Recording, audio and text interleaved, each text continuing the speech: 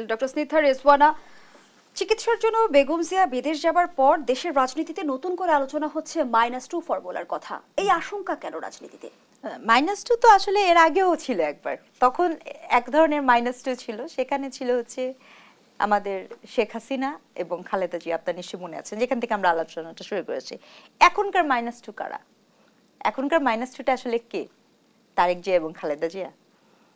সহজ করে যদি প্রশ্ন করি, যে আলোচনাটা এখন চলছে কেন, এটা একটা প্রশ্ন আসতে পারে। আচ্ছা, মানুষের পরিবর্তন হওয়ার এক ধরনের আছে, চাহিদা আছে। সমাজ আপনার পরিবর্তিত হবে, সমাজ কখনো স্ট্যাটিক না। আমি একটা কথা বলি, দেখেন, আপনি যে কোনো অর্থে যে কোনো রাজনৈতিক দলের যিনি প্রধান থাকেন, একজন নেতা কিন্তু মানুষের দরকার হয়। নেতৃত্ব ছাড়া কোনো দেশ চলতে পারে না। আপনি জাতীয় ঐক্যের কথা বলেন বা অনৈক্যের কথা বলেন, যেটার কথা বলেন না কেন, নেতা কিন্তু খুব দরকার। এবং নেতা কি কেমন হতে হবে? নেতা হতে হবে যিনি, যার ভিশন থাকবে, দূরদর্শিতা থাকবে, যার কঠোরতা থাকবে, এবং সবচেয়ে বড় দেশপ্রেম ও সততা থাকবে। দেশপ্রেম এবং সততা থাকবে, তা না হলে কিন্তু কেউ নেতা হওয়ার বৈশিষ্ট্য অর্জন করতে পারবে না। এখন বারংবার এই যে আমাদের দেশে -2 ফর্মুলা আসে, আমি খুব খুশি হতাম যদি নেতৃত্ব বিচার করে আপনি -2 ফর্মুলা করতেন। কিন্তু এখানে নেতৃত্বের বিচারটা হয় না। বিচারটা কি হচ্ছে জানেন? বিচারটা হচ্ছে অমুকে ক্ষমতাবান, অমুককে সরাই দিলে, মাইনাস করলে আমার রাস্তাটা প্রশস্ত হবে। এই চিন্তাটা হচ্ছে সমস্যাজনক। আপনার যে দলের যে নেতাই হোক, তিনি যদি নেতৃত্বের গুণ না রাখেন, তিনি যদি সৎ না হন, তিনি যদি দূরদর্শী না হন, তিনি যদি দায়িত্বশীল না হন, আমি নির্দ্বিধায় বলতে পারি, দল বলতে পারে, যেখান থেকে শুরু করেছিলাম, যে আমি এই নেতৃত্ব মানি না। সংকট হচ্ছে এই নেতৃত্ব মানি না বলার রাস্তাটাকে আমরা তৈরি করতে পেরেছি কিনা, এইখানে হচ্ছে সমস্যা। যে কারণে আপনি আজকে -2, কালকে আবার আরেক নেতা দাঁড়িয়ে যদি যায়, আপনি এই ফর্মুলাতে যাবেন। এটা কোন এক অদ্ভুত কারণে ৭১-এর পরবর্তী বাংলাদেশে আপনি দেখবেন আজও একটি অমীমাংসিত রাজনৈতিক ইতিহাস বাংলাদেশ তৈরি করতে পারেনি।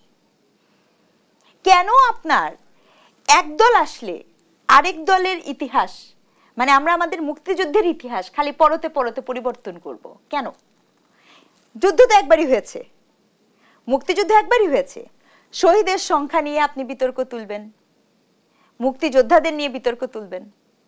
আজকে 24 এই মুহূর্তে আছে, মৌলিক বিষয়গুলোতে আমরা ঐক্যমত্যে কেন পৌঁছাতে পারি না? এখানেই বলছি, যদি আপনি একটি রাজনৈতিক বাস্তবতার মৌলিক জায়গাতে, একটি দেশের মৌলিক ইতিহাসের ঐক্যমতেই আপনি পৌঁছাতে পারেন নাই, ইতিহাসের মতো ইসেতে, ইতিহাস রাজনৈতিক আমরা সবাই জানি, ইতিহাস মাত্রই রাজনৈতিক। ইএইচ কারের বই ছিল কাকে বলে ইতিহাস, সবাইকে তো আমরা, মানে ইতিহাস হয় কোনটা? আজকে আপনি 24-এর ইতিহাস করেছেন, আপনি বৈষম্য বিরোধী ছাত্র আন্দোলন এটা নামকরণ করেছেন, 2024-এ বসে আপনি ছাত্র আন্দোলন নামকরণ করলেন, এতগুলো ছাত্রী শিক্ষার্থী তারা কোথায় গেল?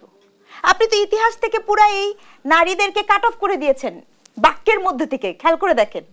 ইতিহাস তো অনেক পলিটিক্যাল, অথচ আমরা কিন্তু এই বাস্তবতাতে জানি যে এই 2024-এর যে আন্দোলন হয়েছে, সেই আন্দোলনে নারীদের ভূমিকাটা কি ছিল।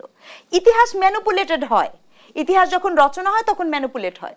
তাহলে এই যে আপনি -2-র কথা বলছেন বা যার কথা বলছেন, প্রবলেমটা হচ্ছে, আমি আবারও বলছি, নেতৃত্বকে জবাবদিহিতামূলক করতে হবে।